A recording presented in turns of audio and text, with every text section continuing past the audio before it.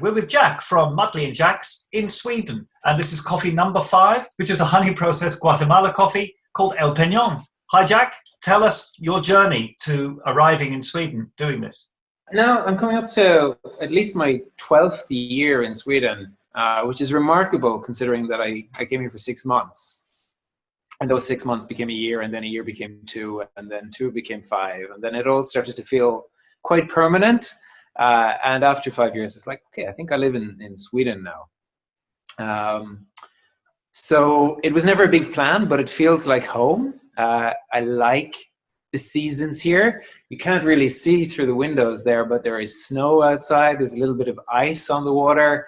I like the fact that there is a huge difference between the average summer temperature and the average winter temperature. In Ireland, that's kind of, not so different.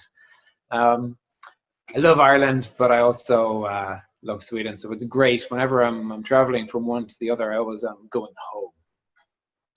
I worked most of my life in the non-profit world. And it was a job with Greenpeace, actually, that took me to Sweden back in 2007. And that was when I said, yeah, okay, I can go, but a year sounds a bit too long. Maybe we can make it 6 months. And those are famous last words on that matter. I worked with a refugee organization as well. And at one point in my mid-30s, I got this itch to try something different. I had been in love with specialty coffee privately for years, and I'd fallen down that rabbit hole head over heels. And I began to think, this is something I want to work with. It's not enough to just brew it and to have more and more control over the brewing process. I want to be a step further in. I want to learn how to create these amazing roasts that come out of Scandinavia and the rest of the world now. And so I started learning how to roast. Found myself some good teachers, apprenticed myself, and then my style is kind of sometimes to act first and repent at leisure. I entered myself into the Swedish roasting championships with very little experience and thought, oh, holy crap. Okay, now I really need to find some good teachers. And then a little bit like that program, Faking It, where you have to perform at a level that most people take several years to achieve. I was like, okay, I really need to do that with roasting in my first championship. So I got a lot of amazing support in that first year of roasting. And while I didn't win the Swedish Roasting Championship, I didn't disgrace myself in it either. So I was quite happy with my performance. You talked about having a background in NGO work, is that right? And has this informed you and prepared you for dealing with specialty coffee? I really thought, like, once you get into the nonprofit world, you don't want to get out of it, because it seems like the for-profit world has this reputation of being really cutthroat and only concerned with making a profit. And I thought, well, maybe that's not what I want to do. And I thought, but I do want to work with coffee. I want to work with a business and not a charity, but I don't want to throw out those values that have driven me all my working life. Values mainly about environmental and social sustainability. And I've had a few ideas before coffee, and I threw a lot of them away because somewhere along the chain, somebody or something has to suffer in order for the business to work, to turn a profit. And then I thought about specialty coffee, and I'm like, of course, with coffee, you can screw the planet, you can screw people over, but it doesn't have to be like that, especially specialty coffee. And I found that it is something that can just have a positive effect along the whole supply chain. And it is a way of improving lives in the developing world, or in the developed world, places maybe that are just a little bit less developed than Sweden at the moment. These farmers have got an amazing product that people up here in the Northern Hemisphere, at least, and in the Southern Hemisphere, they want, and they're willing to pay top dollar for these coffees. And that is money that will go to the farmers. And And it's not charity. It's a way of transferring wealth from the richer part of the world to the less rich part of the world in a way that's just about, you have an amazing product and we're going to pay for it a fair price that allows you to live comfortably. So the El Penon, can you tell us how it started, when you first tried it, how you discovered it? So this year that, well, we're starting 2021, but 2020 was a bit of a different year. Global pandemic puts a stop to a lot of things, including trips to origin. And so I am a micro roaster. It's really just me here most of the time. And so spending several weeks or months at origin every year is not an option for me. But I do like to travel once or twice a year and to visit some of the farms that I will work with and that I will revisit, to keep in touch, to make sure that our values are still aligned. But 2020, there was none of these trips. And so I started looking at other ways to discover new coffees. And so this coffee is sourced through Sucafina, previously known as 3 to Cup. They have got an amazing team of green coffee buyers that are out in the world. And this was one of the samples that I received from them. I do all my sample cupping blind. This one jumped out at me as super sweet, layered, a coffee that is definitely very approachable. Something that, if you're a coffee snob, you'll find something to love about this. And if you're new to the world of specialty coffee, you'll also find it really easy to love. It was the round, sweet tones that jumped out about this. And I thought this will make a really beautiful filter coffee, which is what I'm brewing and drinking at the moment. But equally, this is something that will make a banging espresso as well. So it jumped out for the flavor notes. And while I've been to Guatemala, haven't been to this particular farm. But I've connected with Ivan, who's the farmer, on Instagram. So we have chatted a little bit about it. He's an engineer first, and then a farmer second. And he's made a huge amount of improvements to the farm to save water, to pick the coffee when it's at its scientifically highest sugar content. And so he has applied this very scientific approach to farming, which results in a very sweet and well-balanced, easy to roast, I would say, coffee. Well, I think we should brew it up now. Okay, so we're going to brew 1 cup. We're going to brew 250 milliliters. And I always have the recipe 62 grams per liter. To start off with, I find that almost all the coffees that I roast fall within that recipe really nicely. And then you can adjust at home depending on your grind setting or your water, your altitude. But for 1 cup, that means we need 15.5 grams of mediumly ground coffee here. Pre-wet. So, yeah. So the filter here, it's V60. I've already pre-wet mine here, and it's warming up the jug a little bit as well. Yep. And so pre-wet it. I like to stick a little finger down just to make sure that it's sitting snugly inside the V60 so that you don't get any channeling when you start to pour in the water. Nice. And then 15.5 grams of coffee going in there. And I use my fingers a lot. I'm only brewing for myself, so it's okay. And I like to put like a tiny little dent in the center of the coffee. Oh, with my finger?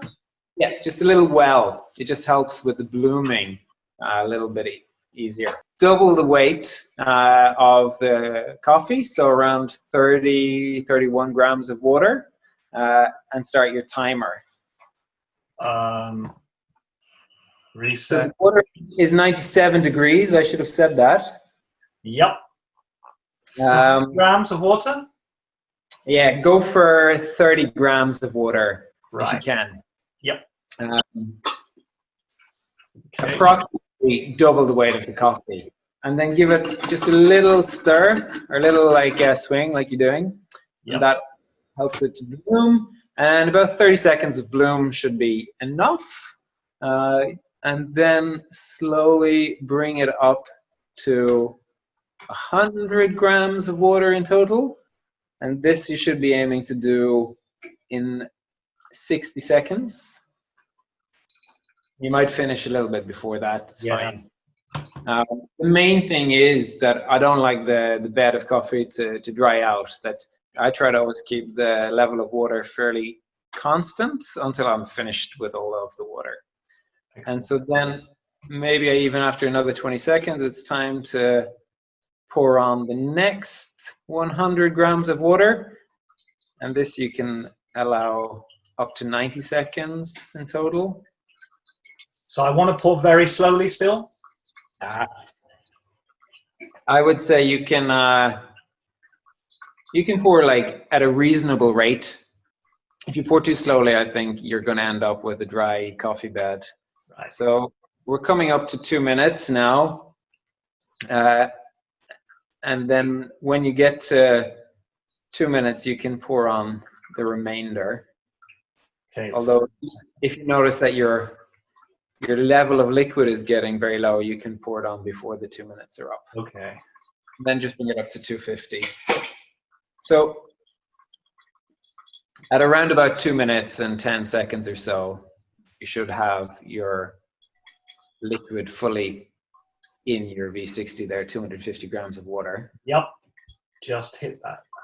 Yeah. Brilliant.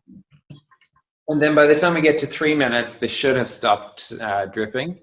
Okay. And even if it hasn't, I wouldn't let it brew much more than 3 minutes anyway. Even if there's a little bit left, I would remove it. Ah, okay. That's interesting. I usually let it drain, but you're saying if it goes over a certain time, it's best to just take it off. It varies with coffees. I mean, to be honest, I get so distracted. I'm doing 100 different things when I'm brewing sometimes, and I will often forget about it, and it's fine. But I'd like to just arrest the brewing process. Then I feel like I have control over it. And so now it's getting up to 3 minutes. Sometimes if you have ground a little bit finer, you find that it takes ages for the last little bit to drop through. And that can be more bitter than you'd like.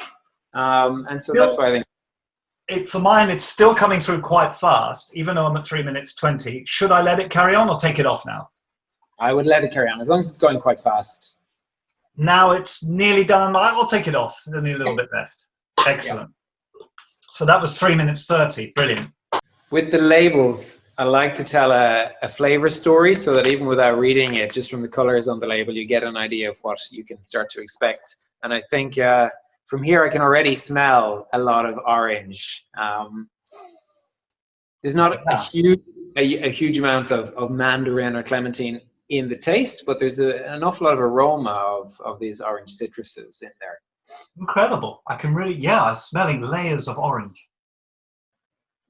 A coffee bean is an incredible bean. I mean, I'm smelling oranges and to the point where I'm forgetting it's a coffee. Yeah. Amazing. The orange citrus it's mostly there in the aroma. You will then taste it as it cools, but it's not the dominant flavors. There is an awful lot of chocolate in this, and that's not surprising given the region in Guatemala where it's coming from. Huehuetenango, which is a bit of a mouthful. I think some people just call it Hue or Huetang, but that's famous for having a rich, chocolatey, sweet flavor profile. And so that matches. There is a huge amount of that sweet milk, like a dark milk chocolatiness. And then there's some dried fruit. I find some raisins, even like the candied fruit that you might put in a Christmas cake or a Christmas pudding. Those quite intense, but dried intensity, fruity flavors are there. I'm getting that, definitely. I can feel it in the sides of my mouth. It's a lovely kind of sticky, deep taste. Mm. So it's kind of like an orchards fruit profile rather than a forest berry profile, which you find in other regions. It's Guatemala at its best, I think. Chocolatey, there's a little bit of nuttiness without it being overpowering, some dried fruit, and then some very pleasant citrus. Because this is a special edition that's focused on South America, I would love to hear your views on this part of the world. Purely to visit South and Central America, I love it. It's one of the most welcoming parts of the world, and just have a great time there. And I visited South America before I was working with coffee and fell in love with it a long time ago. And then I fell in love with it all over again, especially Central America when it came to coffee. There are so many coffee growing regions in South America. You can't even begin to name them. But if I zoom in on Central America, I find it fascinating that in such a geographically small part of the world, you can still find so many different regions with different profiles. And I love that. It's very handy to travel when you're doing a coffee trip. You can visit lots of origins, very different origins, very quickly. It's beautiful, and there are so many volcanoes. I think the beauty, the land, the fertility of the land, the volcanoes, the devil-may-care attitude of the people. These are all things that are interconnected. Maybe if you grow up on the side of a volcano, you always sort of think, well, I'm going to live for today. Who knows when this thing will erupt? And the flavor profile of the coffee is astounding. I love it. Let me just like entice you a little bit with what's outside the window here. Yeah. I don't know. So we have the water. This is the Baltic Sea right outside. There's lots of old fortresses across the way. So it's a pretty nice location. So like when you stand here and roast, you can really, you never get bored because there's always something happening out there, something sailing past. So that's great. Thank you so much, Jack. My pleasure. Hope you all enjoy it.